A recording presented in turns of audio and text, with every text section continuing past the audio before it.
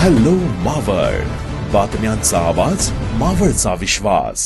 राज्यात भोंदू बाबाच्या वाढत्या प्रकरणामध्ये आणखी एक धक्कादायक घटना समोर आली असून स्वतःला बाळू मामाचा अवतार म्हणवणाऱ्या मनोहर मामा भोसले याला सोलापूर ग्रामीण पोलिसांनी अटक केली आहे। ही कारवाई आर्थिक फसवणूक आणि भोंदूगिरीच्या आरोपाखाली कुकुडवाडी पोलिसांनी केली असून याबाबतची माहिती जिल्हा पोलीस अधीक्षक अतुल कुलकर्णी यांनी दिली आहे।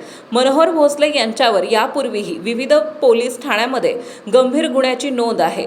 करमाळा आणि सोलापूर तालुका पोलीस ठाण्यात महिलांवरील अत्याचारांचे गुन्हे दाखल असून बारामती आणि दौंड येथे भोंदूगिरी तसेच आर्थिक फसवणुकीचे गुन्हे नोंदवले गेले आहेत। भोसले यांच्यावर कॅन्सर सारख्या गंभीर आजारांवर उपचार करण्याचे खोटे आश्वासन देत लोकांची आर्थिक फसवणूक केल्याचा आरोप आहे।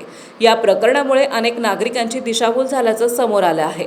यापूर्वी अत्याचाराच्या प्रकरणात अटक झाल्यानंतर बार्शी सत्र न्यायालयाने त्यांना जामीन मंजूर केला होता। मात्र जामिनावर असतानाच पुन्हा गुन्हा केल्याने पोलिसांना त्यांना ताब्यात घेतले आहे।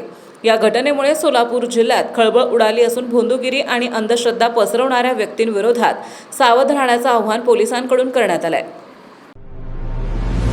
आताच हॅलो मावळ YouTube चॅनलला सबस्क्राईब करा आणि आमच्या Facebook पेजला फॉलो करायला विसरू नका।